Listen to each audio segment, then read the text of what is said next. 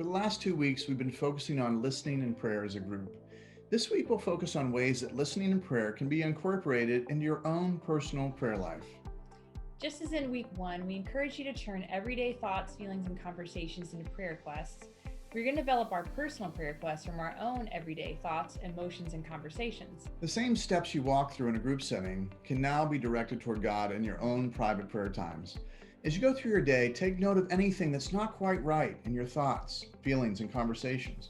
For example, when you find yourself being discouraged by an unpleasant thought, phrase, or emotion, when you catch yourself responding to someone's question with an odd and seemingly unrelated but strongly held response, when someone else's comments or situations trigger strong emotions, offense, or overreactions from you, when you need to make a big decision but feel stuck in confusion or anxiety. Each of these are opportunities to ask the Lord to speak into your life and to guide you into truth. From these everyday thoughts, feelings, and conversations, pick out a key word and use it to form a prayer question to the Lord. Feeling worried? You could ask something like, Lord, would you show me why am I worried? Feeling fear? You could ask something like, Lord, would you show me why am I feeling fear? And after your prayer question, ask God about when this phrase, emotion, or word became part of your life. Ask what you believed at that time, and ask if what you believed was a lie or the truth. When we stop to ask the Lord to speak about what's going on below the surface, we have an opportunity to literally take captive these thoughts and ask the Lord to test if they're the truth or the lie. And we can actively surrender any lies to Him through prayer so that He can replace these lies with truth. Imagine the impact that it would have if we were to submit our hearts and minds to the obedience of Christ moment by moment as we went through our day. The Lord is always ready to meet us in the stillness, and we all have thoughts that we need to bring into His obedience. Therefore, it's so important that we get more comfortable with the silence, and we give Him opportunity to speak into the things He may have been wanting to say and to heal for years. Perhaps some examples from our own life would help. Jen? Yeah, so one Christmas I found myself overreacting about everything. I wanted to do the special activities and decorating and baking and all that with the kids, but it was turning into these stressful, panicky moments. I just couldn't do enough. And I asked the Lord what was going on and why I was reacting this way. Was there some lie that I was believing? The thought that surfaced was that I was trying to be perfect. And why was that? Because I believed somehow that if I did more and I made it so memorable, the kids would somehow love me more. Now, I know that kind of thing is not true, but try telling that to my nerves. That lie was ruining what I really wanted to accomplish, to worship and relax and have special time with them.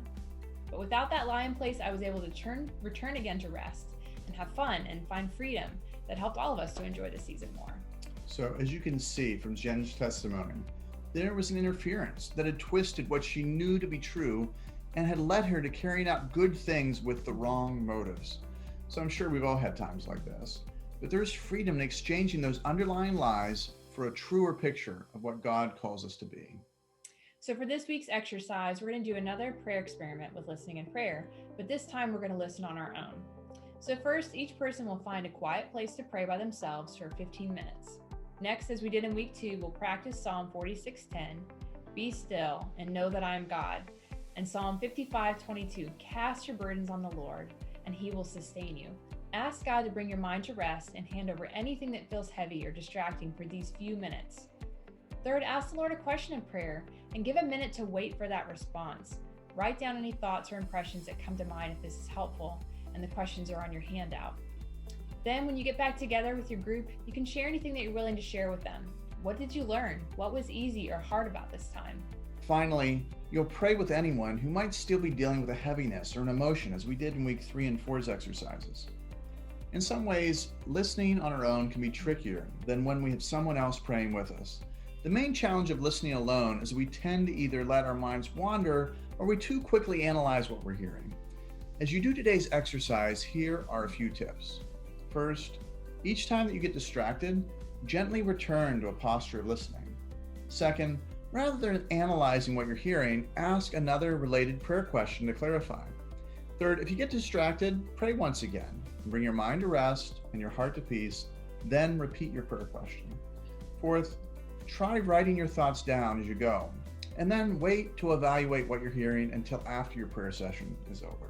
As you continue to practice listening in prayer, you'll increasingly see any challenges during your day as opportunities to pray through any issues you're facing in your own thoughts, feelings, and interactions with others. You might just be surprised at how quickly you're able to better process everything that's going on in your life as you partner with God's Spirit.